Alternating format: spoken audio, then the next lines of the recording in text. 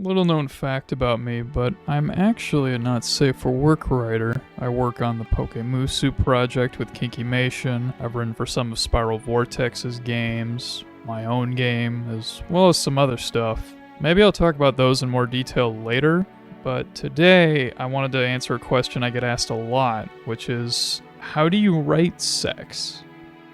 People tend to get hung up on this subject a lot, I guess because of the social stigma, and they just kind of think it's all too awkward to write about, I guess. But I always approached it as, you're not writing a sex scene, you're writing a scene that has sex in it. Which is a really pretentious way to say it. Just write it like any other scene. Good writing advice works in sex scenes, it works in fight scenes, it works in death scenes, it works in anything, really. And this example isn't really any different than any other.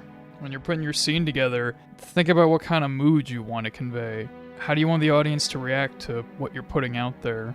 What do the characters think of each other and what's going on?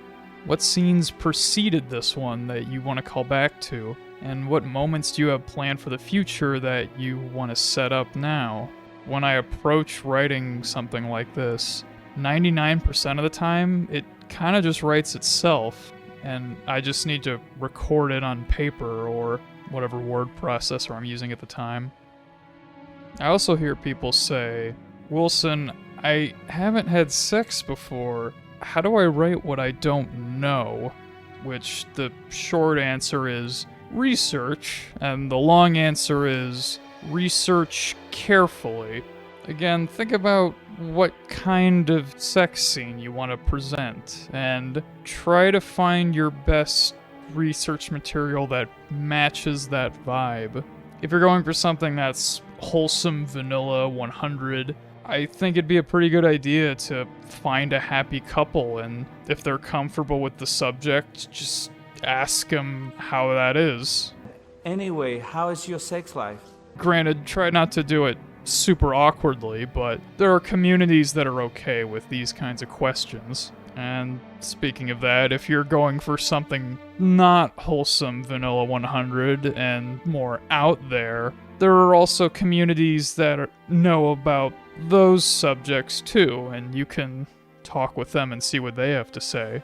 Whatever you do, don't just go for the meme dojin dialogue. Unless you're writing a comedy, then you can go ahead, I guess. A common follow-up question I also hear to this is, how do I avoid my dialogue being cringy? And sorry to say, but sex talk outside the context of sex is always going to be kind of cringe. And that's because interpersonal dialogue that's, deep and meaningful is kind of always a little cringe when you remove it from its context.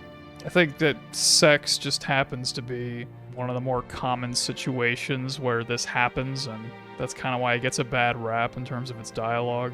So I would say, don't worry about it. Write what you want to write what you think is meaningful and what you enjoy and what other people like, because some people are going to say it's cringe, no matter what you do.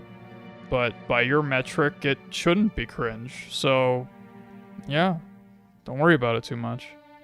Now, aside from the cringe point, I've also heard people say they don't really know what to do with dialogue during sex. So, here's a couple tips for that. Number one, it's primarily a physical act, so you don't need to go full-on soliloquies here. If you're more comfortable using actions and prose or setting details to describe the character's feelings and what's going on, then you should do that, because it'll probably turn out better than having them talk a whole lot.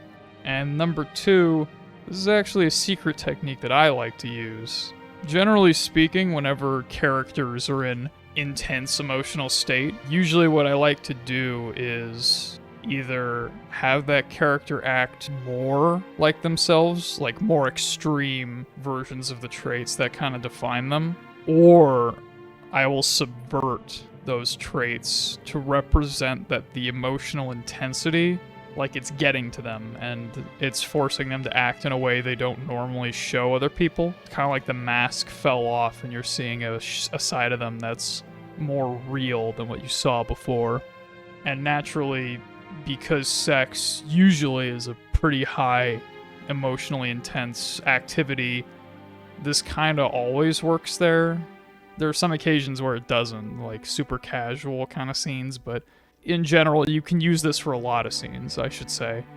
Just to make it more clear, let me use an example here. Let's say we have a lady who's very overconfident, with very cutting words, very strong force of will, and you put her in a circumstance like this. Generally, either I would play harder into that, as in more confident, more powerful, more in control, or I do the opposite and I would flip it.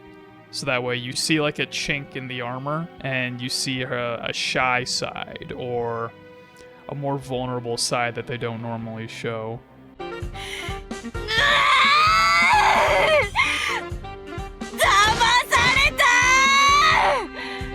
Whichever of the two works better for your story is up to you. It varies person to person, but I think both are certainly viable options, and you'll probably know which one's better for you just by me describing it to you, because you know your character a lot better than I do. Hey! Do you like illicit writing? Because a friend of mine is dropping a new hentai game on Steam, Umi-chan Sorani. I helped write the game, so you know it's good. So check it out on Steam and wishlist it if you're, into what it's putting out. Steam really likes it when you do that with games that you like, wishlist it, follow it, and all that, so. Even if you don't buy it, I would greatly appreciate if you were to, follow it and check it out. And yeah, that's pretty much everything I have for today. If people want more advice in the future, maybe I'll make more vids like this, but for now, I think this is a good time to cut it off. So, hope you guys are doing alright, and, have a good one.